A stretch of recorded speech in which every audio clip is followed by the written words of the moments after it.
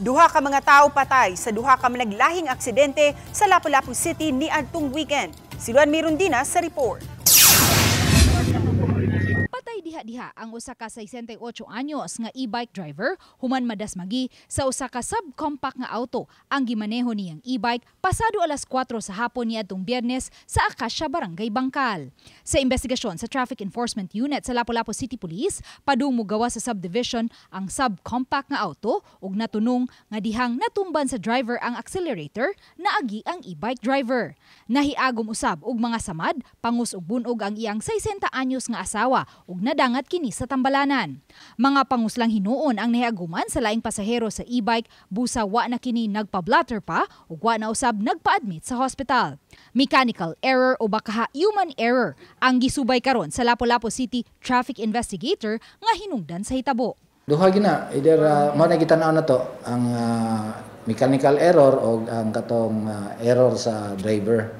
Kay possible lagi sa katong history sa siyang sakyanan nga naka bangga na siya sa subdivision.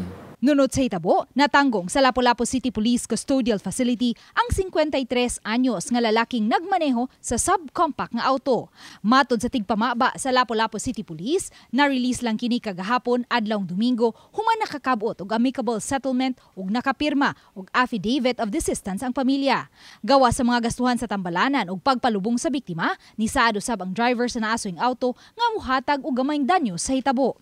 Sa pagkakutlo ning balita, wala pa makuha og habig ang pamilya sa biktima ug ang nalambigit nga driver. Samtang sa aksidente nga nahitabo sa ML Quezon National Highway, Bagumbayan 2, Barangay Maribago niadtong Sabado pasado alas 8 sa buntag, patay usab ang usa ka delivery rider. Sa investigasyon sa Traffic Enforcement Unit sa Lapu-Lapu City Police, nasuta nga ni-overtake ang 52 anyos nga delivery rider sa gisundan ni ining motorsiklo. Apan nisangpot kini sa iyang pagkabangga ngadto sa gikasugat nga pick-up. Yang skid mark is naagi sa diri sa side sa sakyanan nga straight going, counterflow siya iyang gisugat ning sakyanan.